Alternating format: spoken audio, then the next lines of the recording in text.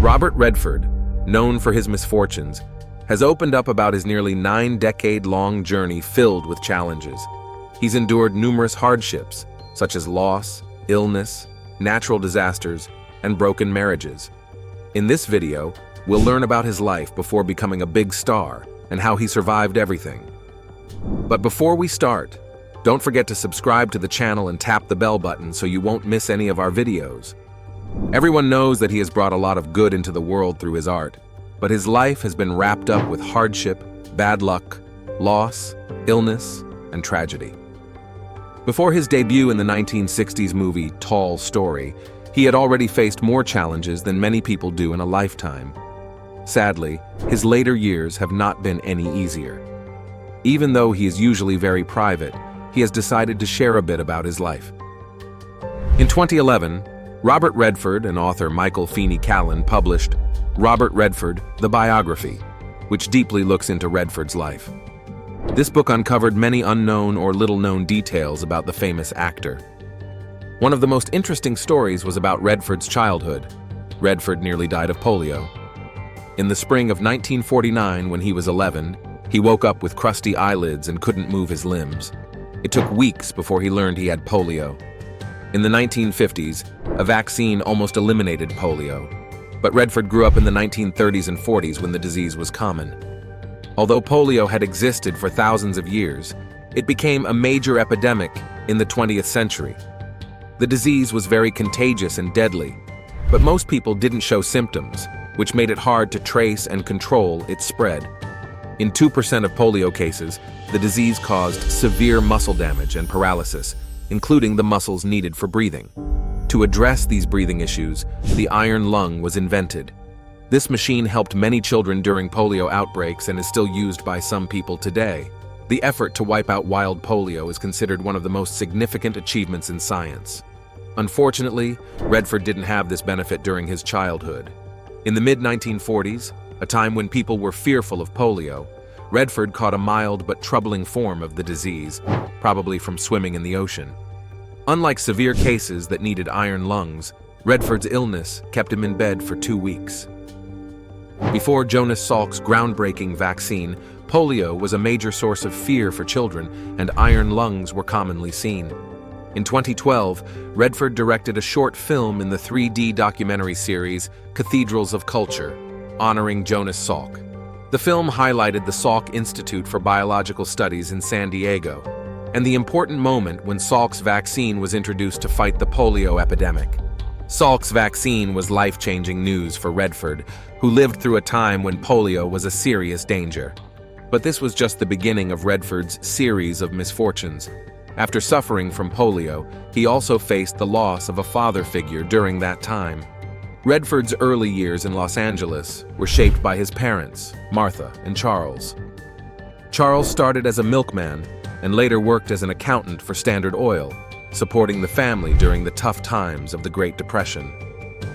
Because of his long work hours, Charles had little time to spend with his family. Charles's brother David took on a fatherly role for young Redford during this period. David was a talented football player and spoke 4 languages, which made him a fascinating and influential figure in Redford's life. David served as General George S. Patton's 3rd Army interpreter during World War II. This job meant he translated languages to help soldiers communicate during the war. When David was not working, he would visit Redford, and they would play baseball together. These visits were special for Redford, offering him comfort and a sense of connection. As David's visits became less frequent, each became even more meaningful, mainly because David carried the heavy memories of his wartime experiences. The time Redford spent with David, including their movie trips, created lasting memories. One film that particularly stood out was The Fallen Sparrow, featuring John Garfield. Although the movie was dark and a bit scary for young Redford, it ignited a love for Garfield's films. David's adventurous nature and openness to new experiences greatly influenced Redford, helping to shape his passion for movies and his approach to life. In the early 1940s, David went off to fight in World War II. Sadly, David was killed in the Battle of the Bulge on January 1st, 1945 in Germany. He was hit by sniper fire while part of a small team. It took a week for the news of David's death to reach his family. 8-year-old Redford was pulled out of school when an Army major arrived to deliver the tragic news. David's death had a deep effect on young Redford, forcing him to come to terms with the harsh realities of life and death. Unfortunately, emotional support was minimal in the Redford family. Their approach, influenced by their Irish and Scottish background, was to endure hardships silently, without much talk or emotional expression. The Redford family was very private and didn't show their emotions much. They didn't talk about their sadness or seek comfort. Instead, they accepted it as just another tough part of life and kept moving forward with calmness. Growing up in this environment, Redford learned to deal with his own problems in a similar way. He saw that facing difficulties with quiet strength and not showing too much emotion was how his family handled tough times. This approach influenced how he faced his challenges later in life, helping him stay strong and composed through difficult situations. Despite the hardships of his early years, Redford would later meet people who became very important to him. In the 1950s, Van Nuys High School in California was attended by two future screen legends, Robert Redford and Natalie Wood. Although they didn't meet during high school, their lives would intersect later. In high school, Redford was an athlete, while Wood was already a famous child star from Miracle on 34th Street. It wasn't until the 1960s that they would work together and develop a close friendship. Their friendship flourished through movies such as Inside Daisy Clover and This Property is Condemned. In these films, Redford achieved a significant breakthrough, earning a Golden Globe. Additionally, Redford was honored to be the best man at one of Wood's weddings. In 1981, Wood's life ended tragically and mysteriously. While on a boat trip near Catalina Island with her husband, Robert Wagner, and actor Christopher Walken, she drowned.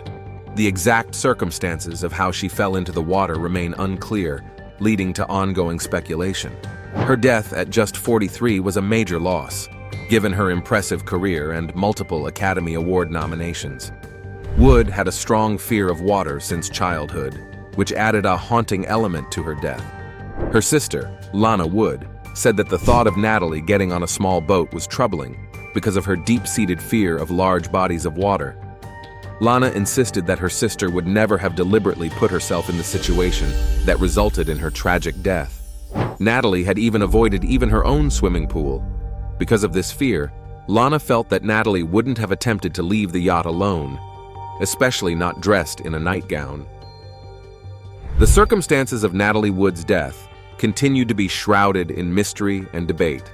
After Wood's tragic death, Redford was deeply impacted by the loss of his friend. Breaking from his usual reserved nature, Redford openly expressed how much their friendship meant to him. In a touching tribute on Turner Classic Movies and in interviews for the HBO documentary What Remains Behind in 2020, Redford reflected on the sadness of losing Wood and expressed his regret that they never had the chance to reconnect. The death of Natalie Wood was not the first significant loss Redford experienced. At the 2018 Sundance Film Festival's Utah Women's Leadership Celebration, Redford moved the audience with an emotional tribute to his mother, Martha Redford. His childhood, already marked by a bout of polio, was further overshadowed by a deep family tragedy that contributed to his mother's early death. When Robert was just 10 years old, Martha, despite her doctor's warnings, gave birth to twin girls. Her previous pregnancy had been medically tricky, but she was determined to have more children. The twins passed away shortly after birth, and Martha developed a serious blood condition. This illness, which began with the traumatic event, led to a hemorrhage that resulted in her death in 1955 when Robert was only 18 years old. Despite her struggles, Martha continued to support Robert throughout his teenage years. Although he acknowledged he wasn't always easy to manage, he noted her strong belief in his potential. She had faith that he would eventually succeed, but sadly, she died at 40, just 5 years before he made his acting debut. During the tribute, Redford celebrated his mother's qualities.